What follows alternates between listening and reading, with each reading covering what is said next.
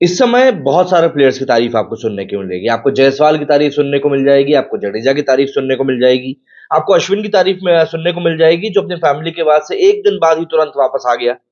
बहुत सारे प्लेयर्स की आपको तारीफ सुनने के लिए मिल जाएगी, लेकिन यहां पर सबसे पहले तारीफ मैं करना चाहूंगा हमारे कप्तान रोहित शर्मा की।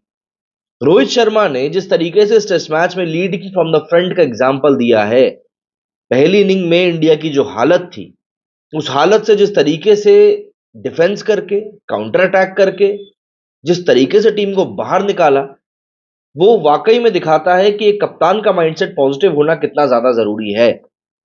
रोहित शर्मा ने जो इनिंग खेली, कहीं ना कहीं उसी का एक बड़ा कारण बना कि बाद में हमने देखा कि जडेजा ने भी बहुत सधे हुए तरीके के साथ में अपनी इनिंग को आगे बढ़ाया।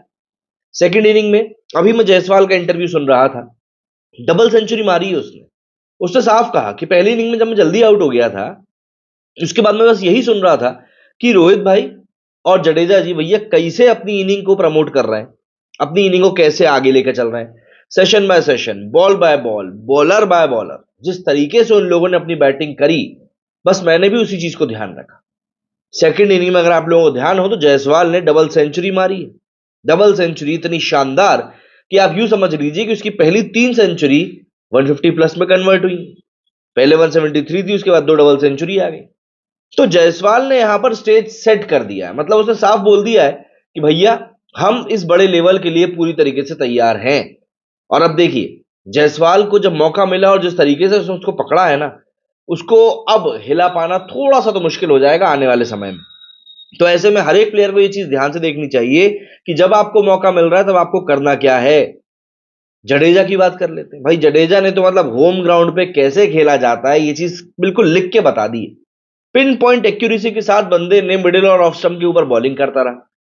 मतलब पहली इनिंग में बंदे ने सेंचुरी मारी, विकेट वहां भी निकाले थे, 2 सेंचुरी मारी, 2 विकेट निकाले, और सेकंड इनिंग में जब बॉलिंग की बारी आई तो डेस्परेट था बंदा 5 विकेट लेने के लिए, डेस्परेट। अब कई लोग यहां पर ये बोल सकते हैं कि यार जडेजा को तो रिकॉर्ड्स की भूख है, लेकिन मैं यहां पर इस चीज को नहीं बोलूंगा। अगर आप रिकॉर्ड बना भी रहे हो तो भारत के लिए ही खेल के बना रहे हो ना भाई, तो इन दी एंड तो इंडियन टीम को ही फायदा हो रहा है। अगर जडेजा 13वीं बार 5 विकेट ले रहा है एक इनिंग में, तो भाई इससे फायदा किसको मिल रहा है? इंडियन टीम को ही मिल रहा है ना। सबसे बड़ा मैच का पॉइंट मेरे लिए रहा वो जो कंफ्यूजन हुआ था ना डिक्लेरेशन के टाइम पर।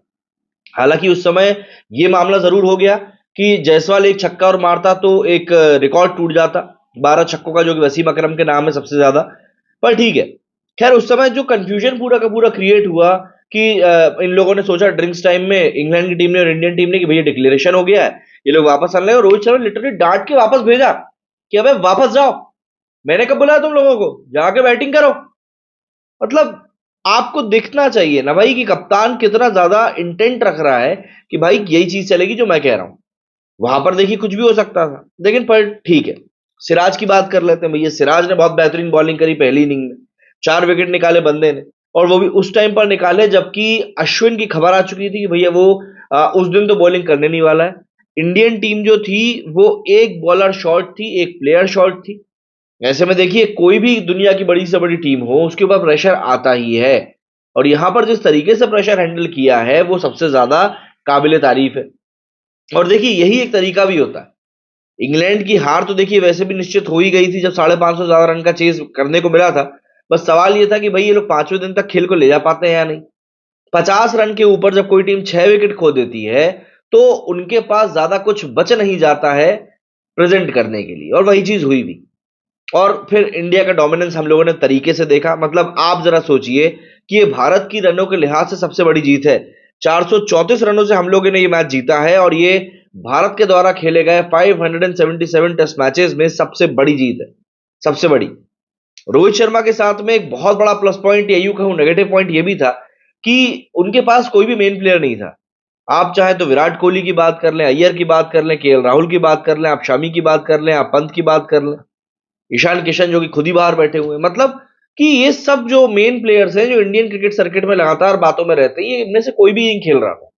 उसके बाद में आपके पास ध्रुव जुरैल और सरफराज जैसे 2 डेब्यूटेंट थे। गिल जो कि अपने फॉर्म में जूझ रहा है वो भी था आपके पास। बॉलिंग डिपार्टमेंट में आपके पास बहुत ही चुनिंदा ऑप्शंस थे। तो यहां पर रोहित शर्मा ने जिस तरीके से अवेलेबल ऑप्शंस के साथ में जीत हासिल करी है वो वाकई में काफी ज्यादा शानदार है। और देखिए एक जीत को सेलिब्रेट करने का तरीका यही होता है कि आप उसको कितने अच्छे तरीके से मैदान के ऊपर अचीव कर सकते हैं। और यहां पर रोहित शर्मा ने वही चीज दिखाई है कि आपके पास जो संसाधन मौजूद है, जो रिसोर्सेज आपके पास मौजूद हैं, उनका बेस्ट उपयोग करके आखिर कैसे आपको जीत अपने नाम करनी है। बेन स्टोक्स का बेसबॉल बुरी तरह से यहां पर फेल हुआ है।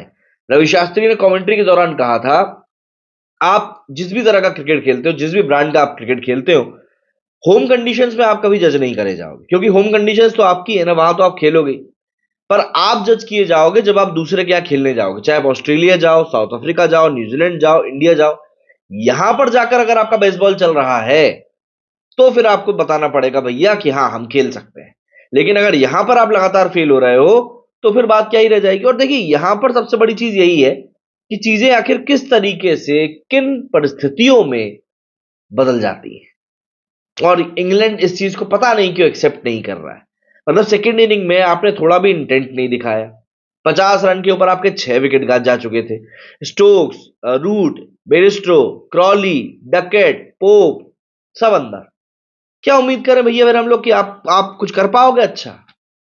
पर इंग्लैंड अगर इसी अप्रोच के साथ आगे बढ़ता है, तो देखिए उनका मतलब मेरे को नहीं लगता ज्यादा कुछ हो पाएगा। पाटीदार के बारे में जरूर मैं ये बात कहूंगा कि पाटीदार ने यहां पर एक चांस मिस किया है। उसके पास एक बहुत बेहतरीन चांस था कि वो कुछ अच्छा कर सकता था, लेकिन वो कर नहीं पाया। और कहीं ना कहीं यही एक बड़ा कारण बना कि उसको लेकर इतनी ज्यादा ट्रोलिंग भी हो रही है सोशल मीडिया के ऊपर। विक्रांत गुप्ता ने तो कह दिया भैया कि रजत पाटीदार जो है बहुत बड़ा सिरदर्द बन चुका है। लेकिन 2 टेस्ट मैचों के बाद में सिरदर्द तो नहीं कहूंगा, लेकिन मैं अनलकी जरूर कहूंगा, क्योंकि कभी कभी होता है ना, बंदे का समय नहीं होता। और यहां पर वही चीज लग रही है कि यार पाटीदार का शायद समय नहीं है। खैर, कुछ आपको स्टैट्स बताऊं तो सेंचुरी और 5 विकेट लेने का जो रिकॉर्ड है इंडिया की तरफ से, वो अश्विन के नाम पर 2 बार है, जडेजा के नाम पर भी 2 बार हो गया। अश्विन के नाम तो 3 बार है, सॉरी, जडेजा के नाम भी लेकिन अब 2 बार हो चुका है। अगर हम लोग बिगेस्ट टेस्ट डिफीट की बात करें इंग्लैंड के लिए, तो इंग्लैंड इससे पहले 562 रनों से ऑस्ट्रेलिया से हारा था सन 1934 में। उसके बाद में अभी आज हारा है इंडिया से 434 रनों से। इसके अलावा अगर हम biggest test wins by margin की बात करें, तो 434 रनों से इंडिया आज जीता है। इससे पहले 2021 में 372 रन से न्यूजीलैंड में जीता था। तो इंडिया की रनों के लिहाज से देखिए बहुत बड़ी जीत है, बहुत बड़ी जीत है। और कहीं ना कहीं हमको ये बात माननी पड़ेगी कि इस बार इंडिया ने एक बहुत ही डोमिनेंट परफॉर्मेंस दिखाई है। बॉलिंग डिपार्टमेंट की बात कर ले, बैटिंग डिपार्टमेंट की बात कर ले, इवन अभी जो सेकेंड इनिंग हुई इंग्लैंड की, उसमें फील्डिंग डिपार्टमेंट की बात कर ले, जिस तरीके से सब कुछ करे किया गया, वो वाकई में काफी ज्यादा तारीफ के काबिल था। रोहित शर्मा की कप्तानी बिल्कुल ऑन पॉइंट थी।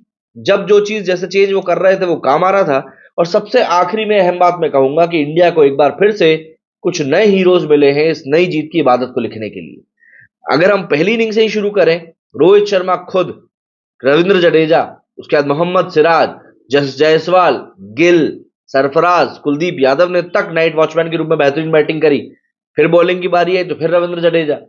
तो अगर 11 लोगों की टीम में से 5 लोग परफॉर्म इस तरीके से करेंगे, तो भैया उनका तो जीतना तय ही है। क्या कहना है आप लोगों का, कमेंट करके जरूर बताइएगा। मेरे सुनी फिलहाल, जय हिंद, जय भारत।